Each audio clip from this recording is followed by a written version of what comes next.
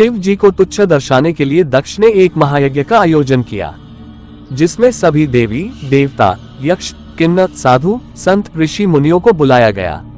बस स्वयं की पुत्री और जमाता को छोड़कर इस यज्ञ में जाने हेतु पार्वती जी ने शिव जी को समझाया कि आमंत्रित तो परायों को किया जाता है। जो भी मेरे चैनल पे नए हो तो चैनल को जरूर सब्सक्राइब करें। भगवान महादेव आपके माता पिता को लंबी उम्र देंगे, अपनों को नहीं। और वे वहां बिन बुलाए पहुंची तो उन्हें बहुत अपमानित होना पड़ा। उन्हें शिव जी की बात ना मानकर गलती हो जाने का भान हुआ, और जब उन्होंने शिव जी के प्रति अपमानजनक शब्द सुने तो वे यज्ञ के अग्निकुंड में कूद गई। शिव जी को जब पता चला तो उनके गणों ने यज्ञ भंग कर दिया। सती ने पुनर्जन्म में पुनः शिव जी से मिलने का वचन देकर प्राण त्याग दिए। शिव जी माता सती का मृत शरीर लिए विक्षिप्त से घूमते रहे। तब विष्णु जी ने सुदर्शन चक्र से 51 भागों में सती का तन काट दिया, जो आज भी 51 शक्तिपीठ के रूप में स्थापित है।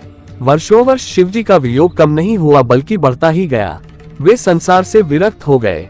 इधर सती ने वादा निभाते हुए पर्वतराज हिमवान और रानी मेना के घर पुत्री के रूप में पुनर्जन्म लिया।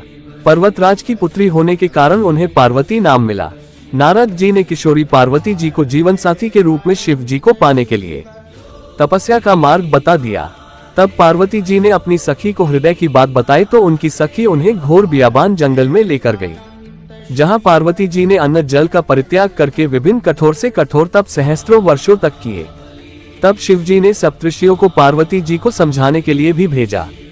स्वयं भी वट्युवेश में समझाने पहुंचे थे, परंतु शिव जी ने भी पार्वती जी दृढ़ संकल्प के आगे हार स्वीकार कर ली और वे पार्वती जी संग परिणय सूत्र में बंधने का वचन दे बैठे।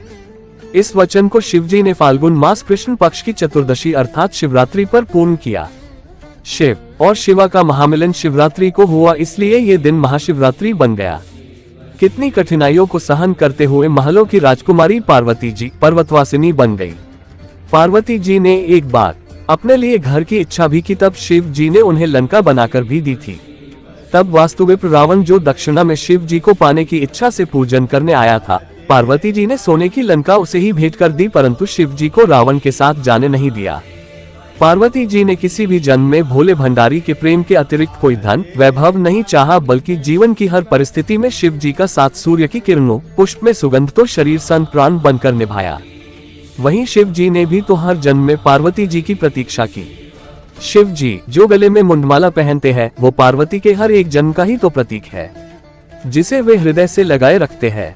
वास्तव में पार्वती जी अनेकों कठिनाइयां सही तो शिव जी ने भी अथाह वियोग सहा। जिसे सभी कुछ सरलता से प्राप्त हो जाए, उनका जीवन कभी पूजनीय नहीं बनता। अंततः दोनों ने संपूर्ण प्रेम की परिभाषा गढ़ दी। आज के युग में जहां प्रेम प्रीत के मायने बदल गए हैं, जहां प्यार का स्थान अर्थ, भोग, विलास ने ले लिया है, वहां शिव शिवा का निश्चल निस्वार्थ अधिक प्रेम सभी के लिए प्रेरणादायी है। तभी तो आज भी भक्तगण सदियों सदियों बाद भी इस संपूर्ण हुए प्रेम के दिवस को महाशिवरात्रि के रूप में विशेष उल्लास, उमंग, ऊर्जा से मंदिर मंदिर, घर, पंडालों में पूजन व्रत करते हुए रात्रि जागरण के साथ मनाते हैं। साथ ही महादेव और महादेवी से इसी तरह के पूर्ण प्रेम को पाने की कामना करते हुए जीवन में संपूर्णता और सकल सुख पाने की भी इच्छा करते हैं।